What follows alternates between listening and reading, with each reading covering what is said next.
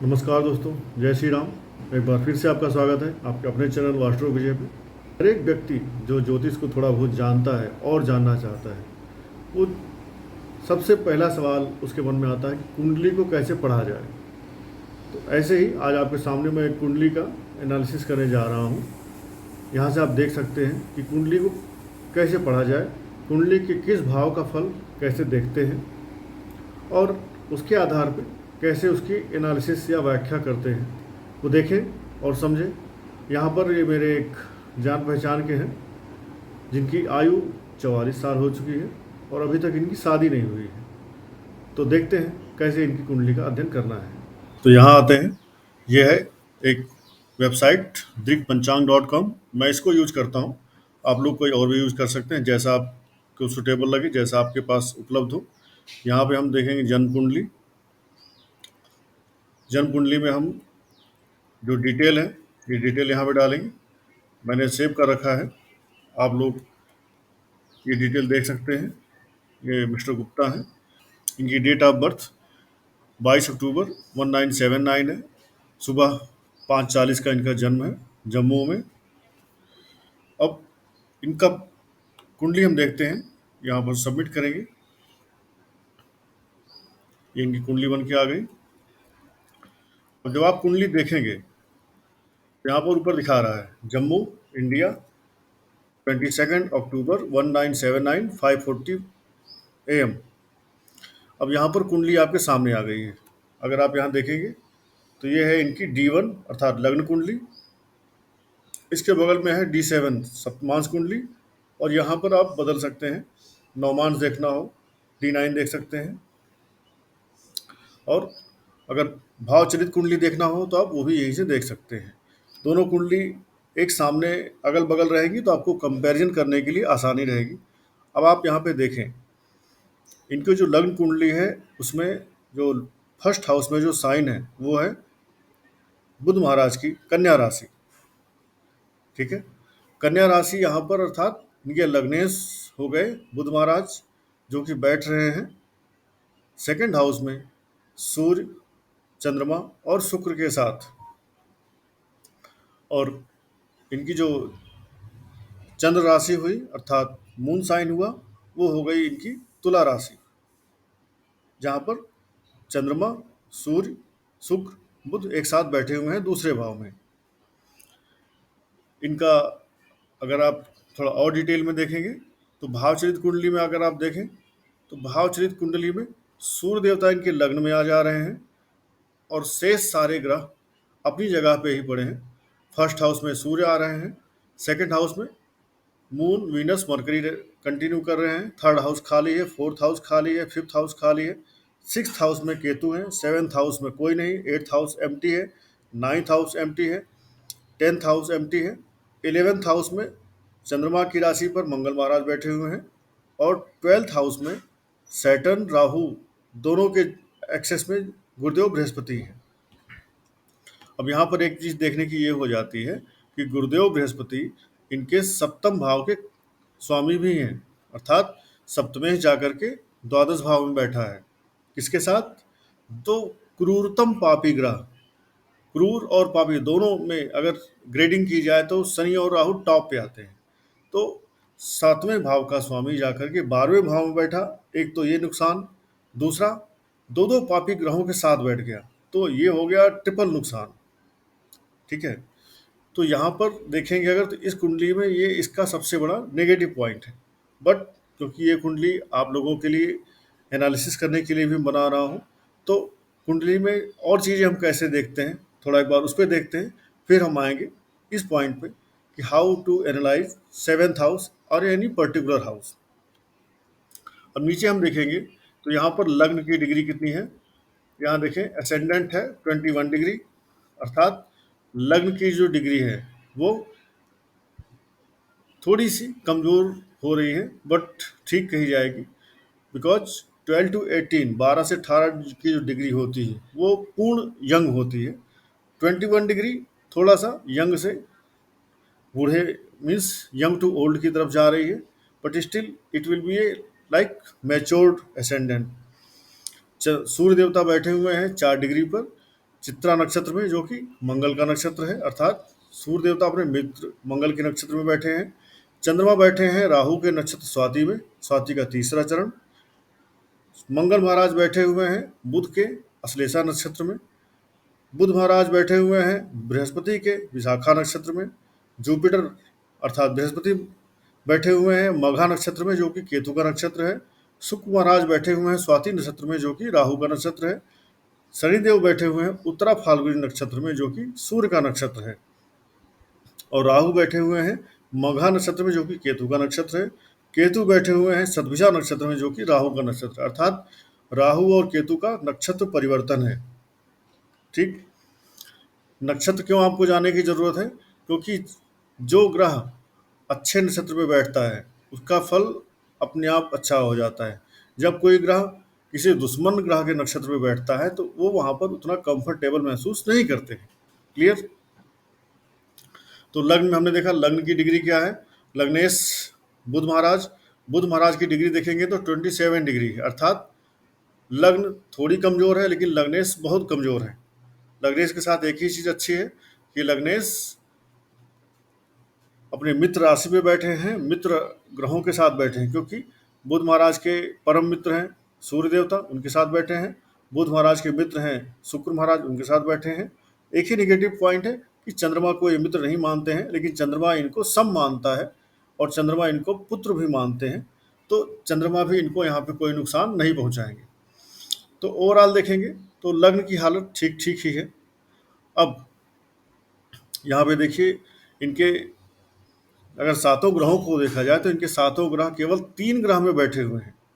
पीछे मैंने नाभस योग शेयर किए थे, उसमें मैंने बताया था जब सारे ग्रह 3 ही घरों में बैठे हों तो क्या होता है, जातक सूल नाम का योग बनता है। जातक की कुंडली में सूल नाम के योग का क्या फल होगा, आप मेरा पिछला वीडियो नाभस योग का देख सकते हैं, वहां से आपको मिल जाएगा।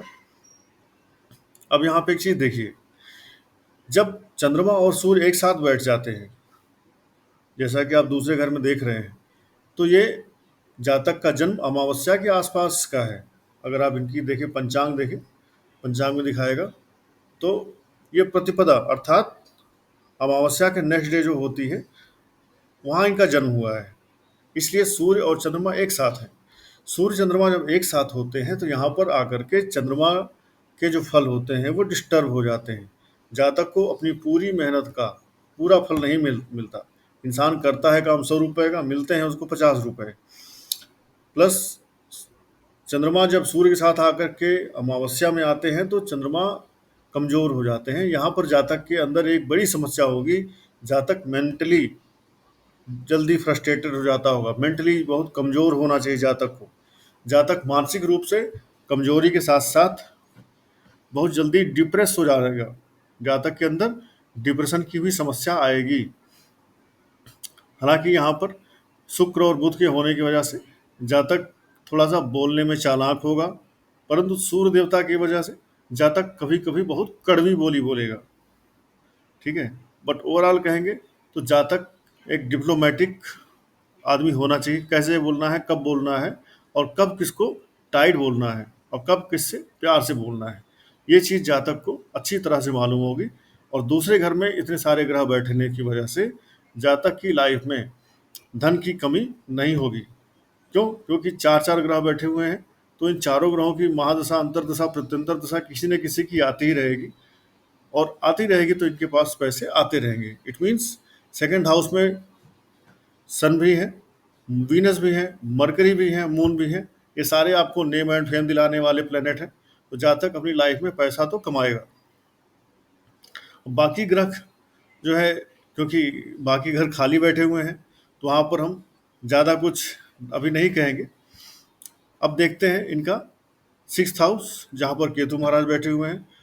केतु महाराज अकेले बैठते हैं तो ये अच्छे फल देते हैं। राहु केतु अगर अकेले बैठे तो ही ठीक है, किसी के साथ बैठे तो ठीक कम है।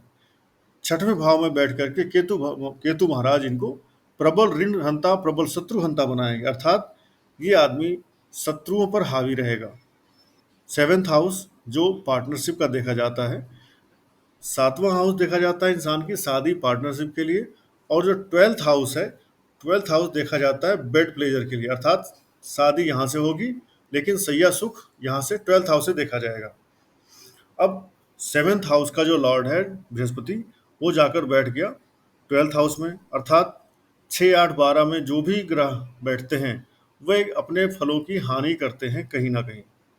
एक तो ये नुकसान कि 12वें घर में बैठ करके बृहस्पति अपने एनर्जी को उस 12वें घर के निगेटिव फल को काउंटर करने में अपना फल, अपनी एनर्जी वेस्ट कर रहे हैं। ऊपर से वहां पर बृहस्पति को डिस्टर्ब करने के लिए, बृहस्पति को परेशान करने के लिए शनि और राहु भी बैठे हुए हैं। तो जब कोई भी बृहस्पति, शुक्र, चंद्रमा या बुध, ये सब शुभ ग्रह, राहु और शनि अकेले किसी एक ग्रह के भी एफ्लिक्शन में या एस्पेक्ट में या कंजंक्शन में आ जाते हैं, तो ये सारे शुभ ग्रह कहीं ना कहीं अच्छा फल देना बंद कर देते हैं और ये परेशान हो जाते हैं। यहाँ पे देखेंगे तो राहु और सैटर्न दोनों ही बृहस्पति के साथ बैठे हैं और बृहस्पति को ये पीड़ित कर रहे हैं। तो किसी भी भाव का फल देखना हो तो हमें क्या क्या देखना होता है? पहले हमें देखना होता है भाव का स्वामी, अर्थात किस भाव का फल हमें देखना है, भाव, उस पर कौन सा ग्रह बैठा है, हो गया ये भाव का फल।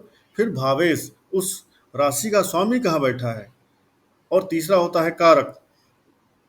अब यहाँ पे अगर देखेंगे तो सेवेंथ हाउस पे, यहाँ पे अगर आप देखेंगे तो सेवेंथ हाउस पे किसी भी प्लेनेट की कोई एस्पेक्ट नहीं पड़ रही है। इट मीन्स सेवेंथ हाउस किसी भी अच्छे या बुरे एस्पेक्ट से फ्री है।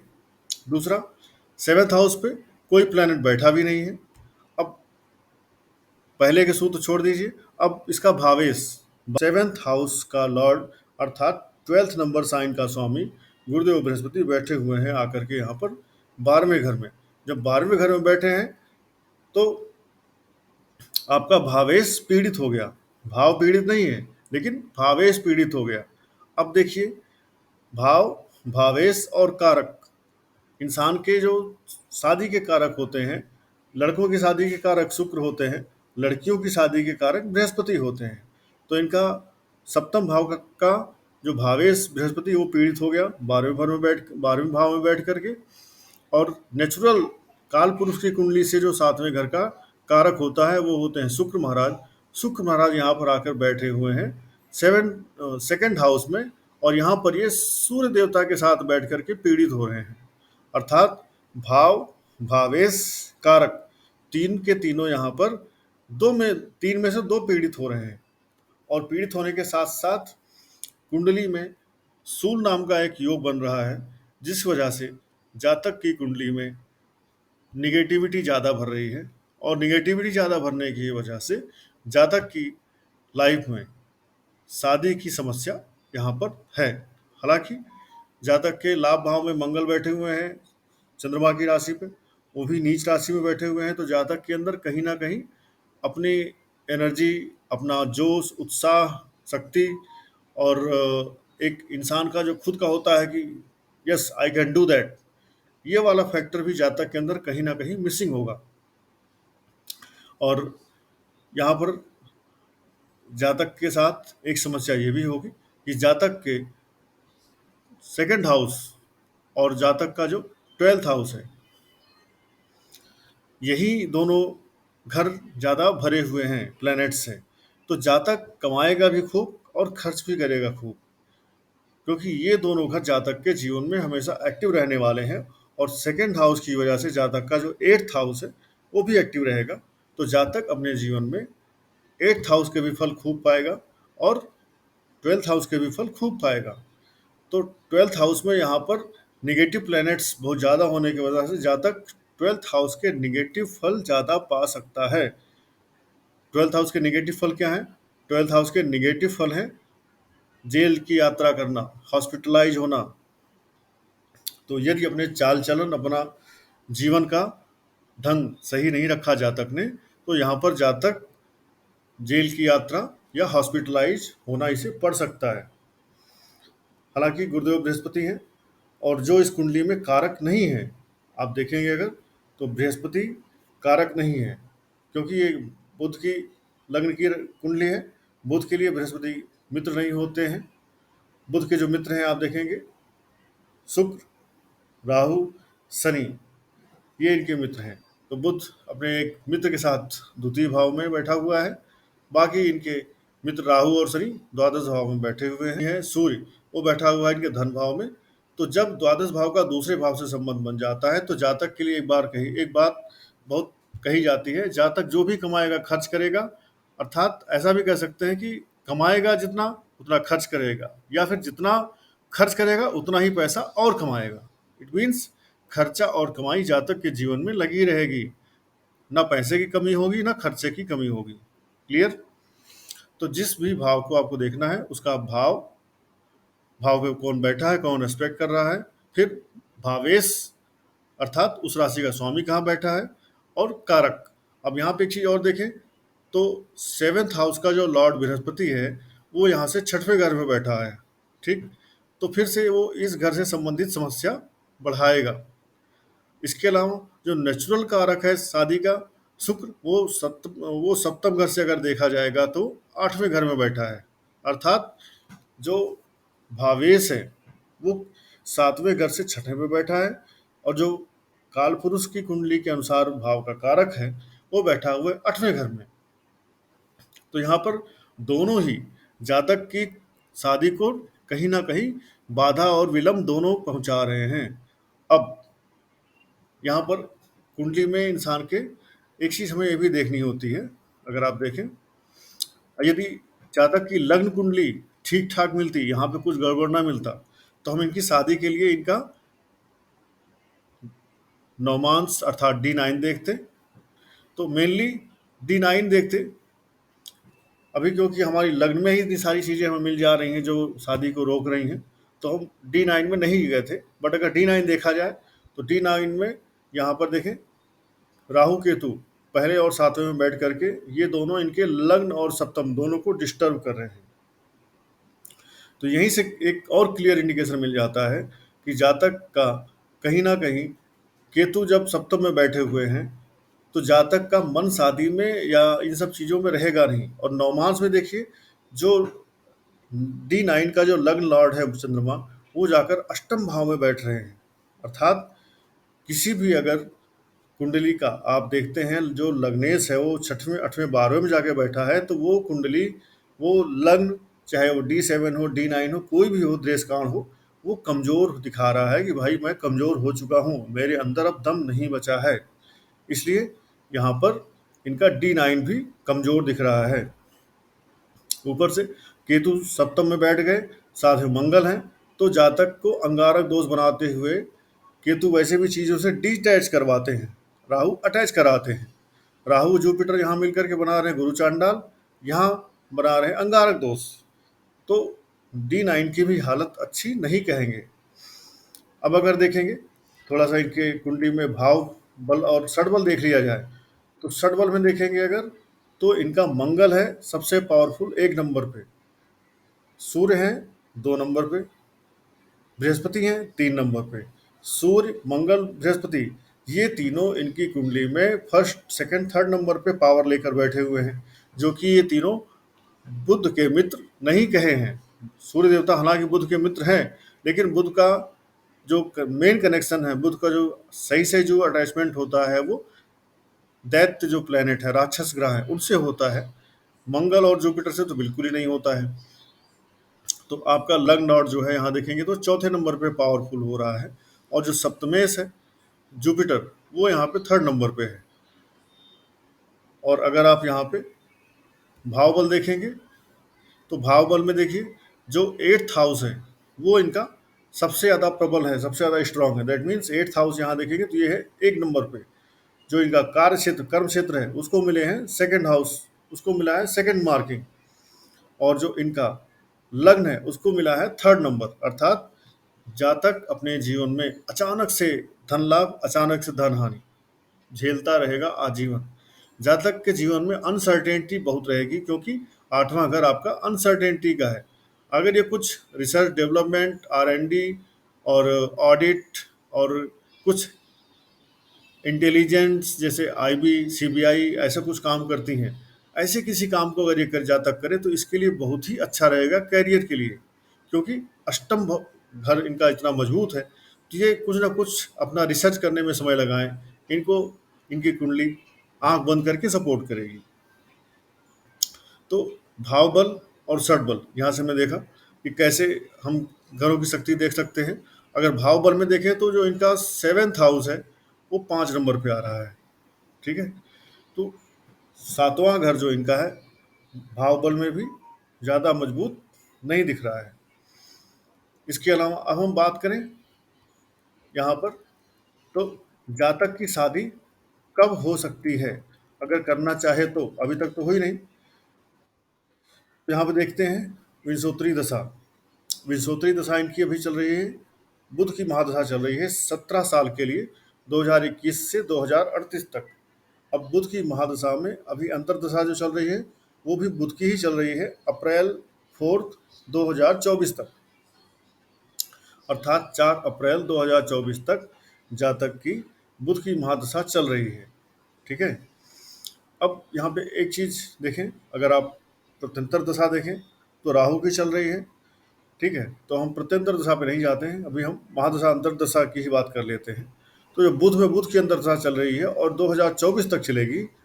तो यहाँ पर एक चीज़ देखिए, 7th हाउस पर वैसे किसी की नज़र तो नहीं पड़ रही है, लेकिन 7th हाउस के जो लॉर्ड हैं गुरुदेव बृहस्पति, ये बैठे हैं केतु के नक्षत्र में, और जो बुध महाराज हैं, बुध महाराज बैठे हुए हैं जुपिटर के नक्षत्र में। अर्थात बुध महाराज अपने समय में जुपिटर के फल भी देंगे।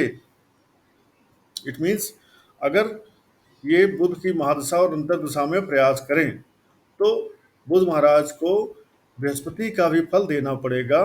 उस दशा में इनकी शादी संभव है, इनकी शादी हो सकती है, इसलिए इनको प्रयास करना चाहिए। अब शादी इनकी हो सकती है अगर ये करना चाहें तो, पहली चीज़ ये। दूसरी चीज़, शादी इनकी कहाँ से हो सकती है, तो इनकी शादी दूर किसी ऐसी जगह से होगी, इनकी शादी ऐसे किसी लड़की से होगी जो लड़की इनके घर से काफ़ी दूर रहने वाली हो।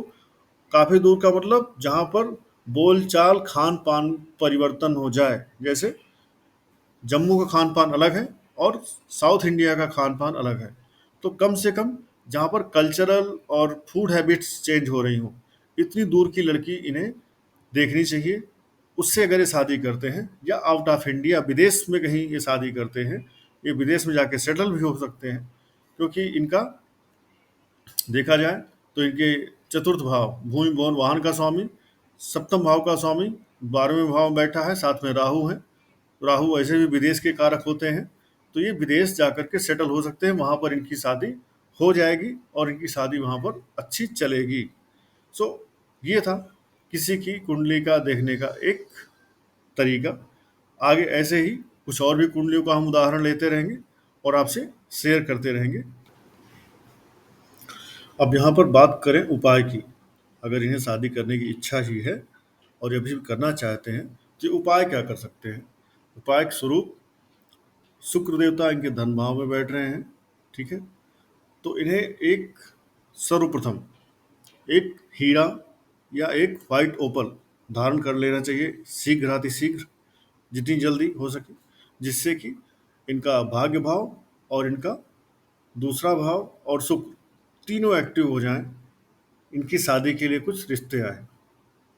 इसके अलावा क्या कर सकते हैं, ये डेली हल्दी का चंदन लगाएं अपने माथे पर और अपनी नाभि पर, और बृहस्पति की कम से कम 16 गुरुवार व्रत कर लें, और केले की जड़ को या हल्दी की गांठ को अपने हाथ में बाजू में बांध के रखें। इन दोनों उपायों को करें। साथ ही इनको एक शनि और राहु की शांति का यज्ञ करवा लेना चाहिए या जप करवा लेना चाहिए किसी योग समझदार ब्राह्मण पंडित पुरोहित के द्वारा, जिससे कि शनि और राहु शांत हो, बृहस्पति को बल मिले और नैसर्गिक शादी के कारक शुक्र को बल मिले, सो दैट इनका शादी का समय आ सके और इनकी शादी हो सके। आशा करता हूँ आप सबको कुंडली का अध्ययन समझ आया होगा और आप सब अपनी खुद की कुंडली पे थोड़ा थोड़ा इसको समझेंगे और लगाएंगे और धीरे धीरे अपने आप को ज्योतिष का साक्षर बनाएंगे।